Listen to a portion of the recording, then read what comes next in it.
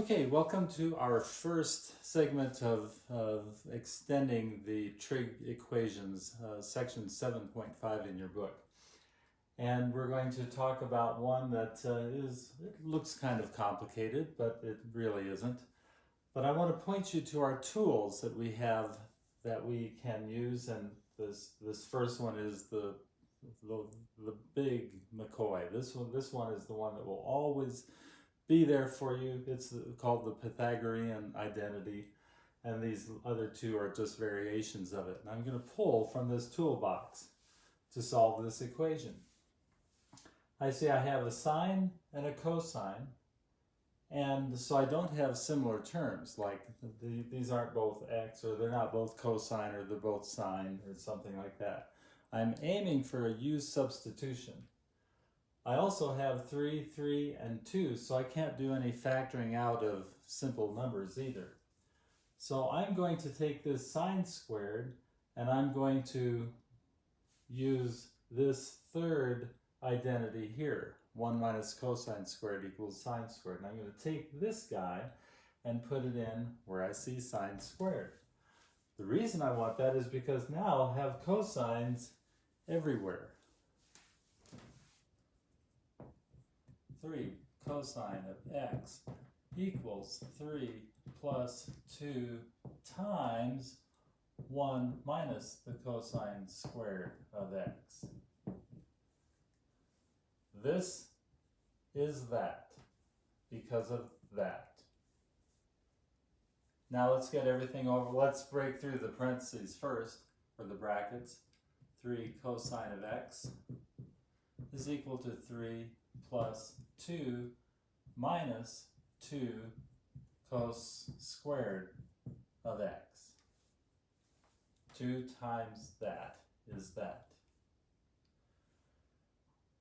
Moving everything over to one side, I have 2 cos squared of x plus 3 cos of x.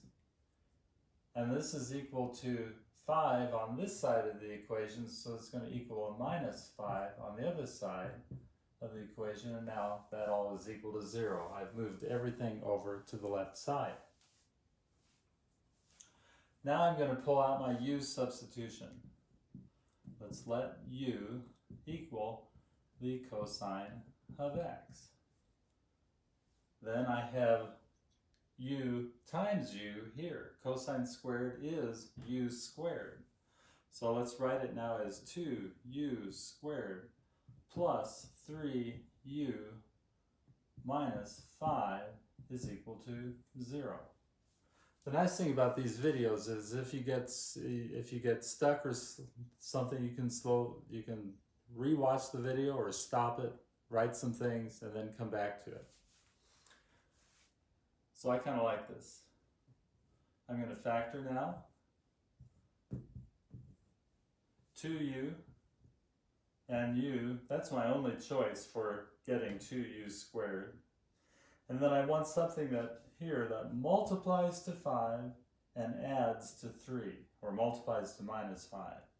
And if I do a minus 1 here and a plus 5 here, that will give me 5u minus 2u gives me 3u. That tells me then that I have either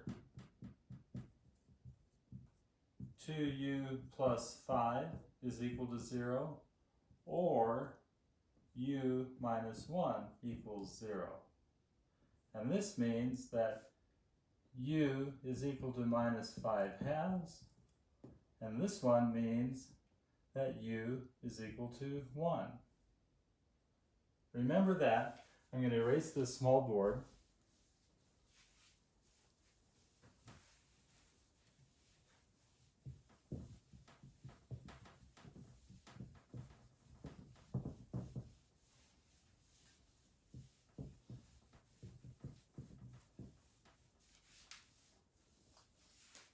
So we knew that u was equal to the cosine of x.